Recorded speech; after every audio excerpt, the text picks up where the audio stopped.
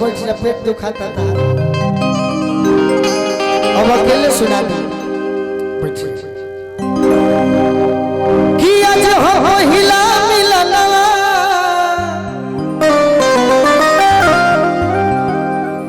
मिलल सजनी के सजनवा हमार अंगे अंग गुलाब नियन खिलाल बा बदनवा सोनी सोनी भगवान अरे जन बिहान हो खेती आज राजा जी के घोड़े में जान हो खेती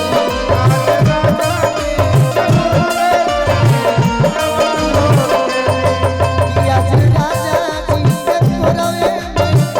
जान हो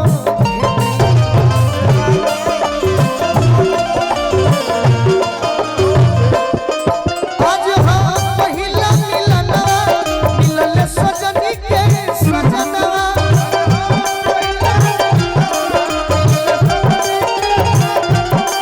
हमारी अंग अंग गुलाब नियन खिलल बा बदनवा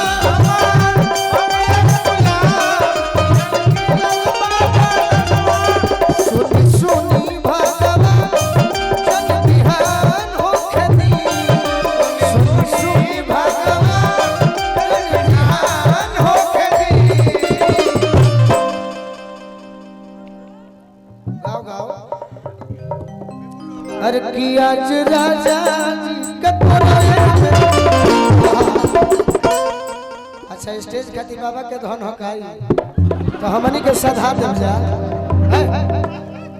कलाकार बनो कलाकार नहीं पहना अरे विपुल बाबा के पहनावे के बा विपुल बाबा से मिलकर हो तो तोरा का इतना लोन दे दी है कि तोने फूल जाई अरे कि आज राजा जी के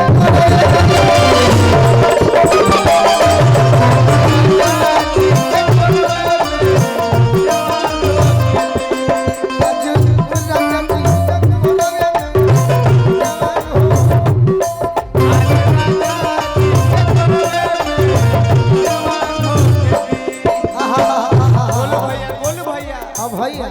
रंजीत भैया अब विपुल भैया यह कहने को हले वाले एक दिन हमारा से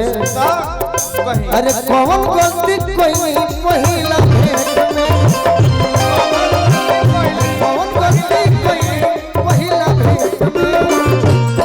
राजा जी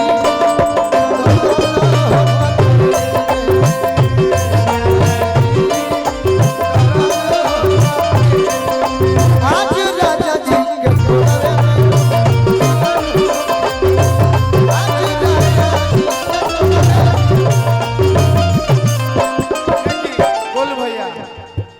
एगो विपुल भैया एगो रंजीत भैया कलाकार प्रेमी क्रिकेट प्रेमी कलाकार प्रेमी अरे वाह कहीं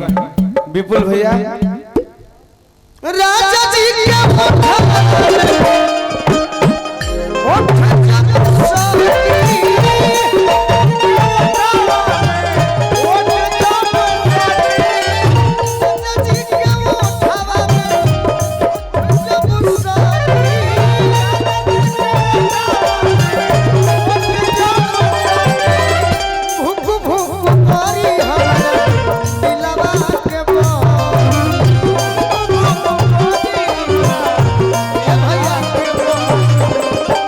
के हमरा के छोड़ के विपुल बाबा तो ताकत दिया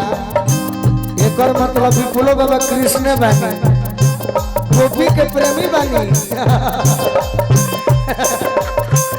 भूख भूख मारी हमारा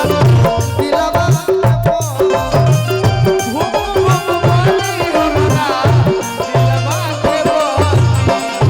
अरे रात भर लभ के दरियावे में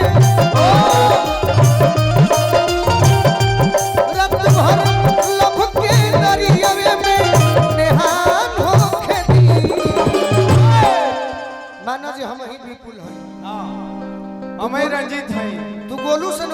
तारू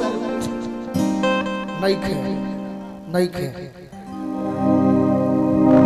तो नहीं खे खुला नहीं खे माना खुला नहीं खे हम ही रंजीत हैं। अच्छा यहू तरी डाल दे जा खुला नहीं खे तो का भइल बा हमने के ऊपर हो से मार दे ऊपर हो से खुदरा मिल जाएगी तो किरण भर अरे लपके दरिया में बोल भैया रौरा जान लेम कहियो हमार ना ले हम अपने दे देव गाँव किरण भर अरे लपके दरिया में अरे नहान हो खेती थोड़ा मेरे साथ भी आओ यार अरे आप ही के साथ आएंगे बोलिए। अभी तो पहला ही अरे की आज